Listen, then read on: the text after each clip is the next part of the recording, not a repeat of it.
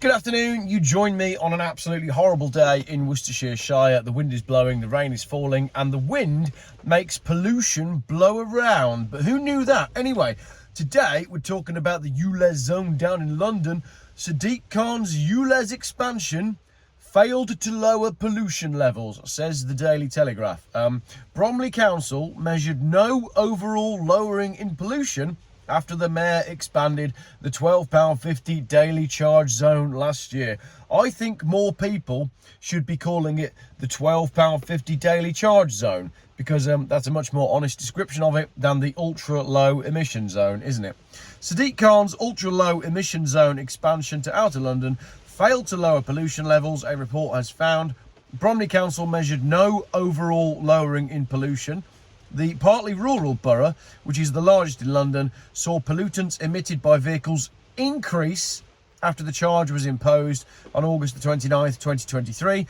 A report by the council's Environment Committee said in June it found that in November last year, 3 months after the expansion of the zone, levels of pollutant nitrogen dioxide were higher across all of the borough's 32 air quality monitoring locations than they were in the preceding August. So the ultra low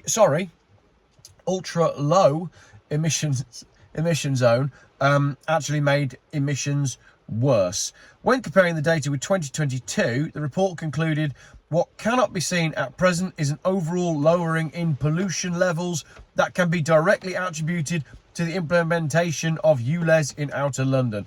They're basically saying there is no net positive impact of the ultra low emission zone. It's all a farce. The report measuring pollution across the capital, released by the mayor's office, claimed that exhaust emissions from cars in outer London were estimated to be 22% lower than without last year's expansion. So somehow the mayor has got slightly different data to what they've got in Bromley.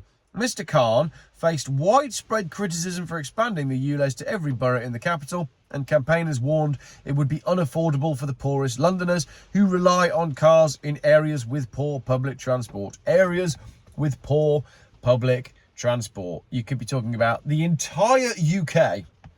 Where I live in Worcester and sort of Malvern, it's become a running joke that you cannot now get a train from Worcester to Malvern. They are almost always cancelled, all the time. Several claims about the benefits of ULEZ made by City Hall and independent academics, they're always financed by someone, have been called into question in recent years. The London School of Economics, they don't have a good track record for data either.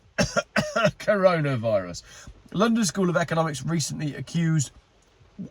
recently accused of verging on irresponsible after researchers at its Grantham Institute published a study claiming the grades of children in schools had been improved by ULEZ.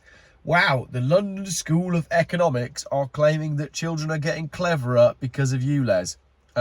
London School of Economics, yeah, I'm not going to go into it. The London-wise ULEZ 6-month report shows the scheme is working even better than expected, said a spokesman for Sadiq Khan.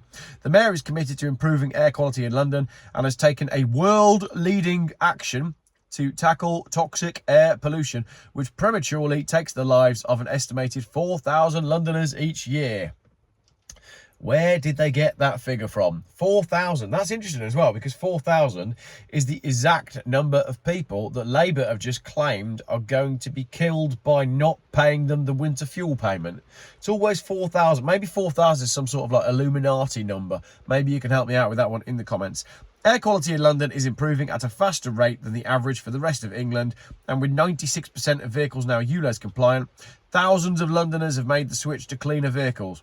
In one statement there, right, we've got three, shall we call them presumptions? Shall we call them claims? Or shall we call them lies? Because in that one statement, we've got air quality in London is improving at a faster rate than the average for the rest of England. Prove it. How? How could you prove... how can you argue that? Because, I mean, that includes, like, here. Look, there's no pollution here at all. What was the other bit? 96% of vehicles are now ULEZ compliant. Again, like, how can they prove that? They can't prove that either. And finally, thousands of Londoners have made the switch to cleaner vehicles. Well, thousands of Londoners, you've got to claim, back up that number, the thousands there, and the switch to cleaner vehicles. Well, what is the definition of a cleaner vehicle? Because you can argue that one until the cows come home as well. I've got low battery on my lithium-ion battery that is in my iPhone. It's a good job it's not in my vehicle. My vehicle's got fuel in it. Right, let's have some comments. Comments.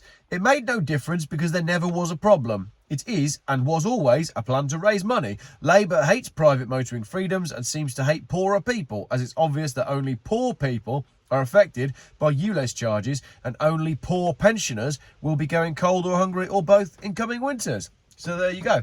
Labour hate you if you've got a car and if you're poor. And, well, if you're breathing as well, I think they'll hate you. But that goes for the Tories as well, because the Tories were just the same. So it's almost like they are two puppets controlled by the same hand as the rain comes down in agreement. Another comment, anyone with a reasonable weather app can monitor air pollution. Virtually every day in major cities, including London, air pollution levels are low. What exactly are anti-pollution schemes aiming to achieve? I've always wondered that with London, but when all of the pollution is primarily coming out of the vents that come out of the tube system, the Sadiq Khan never wants to talk about that. Another couple of comments, have they now properly measured the damage to businesses inside the low emission zone? Great comment. No, they haven't. Another comment, the problem in London is not air quality, it's mayor quality. Love that one. I wish I'd thought of that myself. And the last one, it's a long one, but it's quite good. There isn't much more to be said about this weasel that hasn't been said.